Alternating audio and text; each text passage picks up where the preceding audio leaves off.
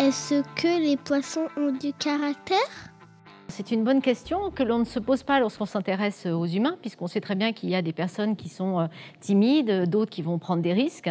Et en fait, dans les années 90, ça a été très étudié et on a abouti à une classification avec 5 grands groupes de personnalités qui ont par la suite été identifiés également chez les animaux d'élevage, donc principalement les animaux terrestres, évidemment, la vache, le cochon.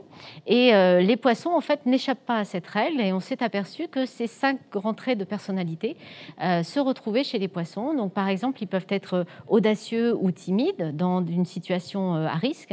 Ils peuvent également être plus ou moins explorateurs dans une situation nouvelle, plus ou moins agressifs, plus ou moins actifs et enfin plus ou moins sociaux, donc rechercher plus ou moins les congénères.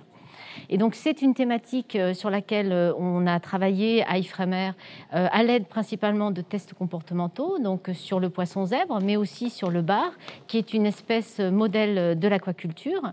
Et donc, on a mis en évidence ces traits de personnalité. Donc, pourquoi s'intéresser à cette question? C'est parce qu'en fait, on s'est aussi aperçu qu'à ces traits de personnalité étaient associés des caractéristiques physiologiques, comme par exemple la sensibilité au stress qui était différente et aussi les besoins énergétiques, donc les besoins en oxygène.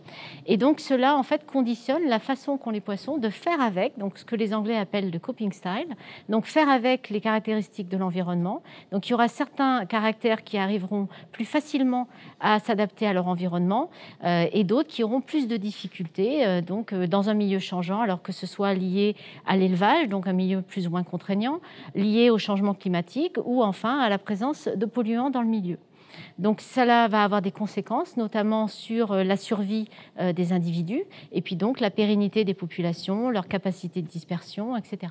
Donc pour toutes ces raisons, c'est un sujet de recherche qui est novateur et passionnant, sur lequel on se penche à Ifremer ces dernières années pour essayer de mieux comprendre l'adaptation des poissons à leur milieu.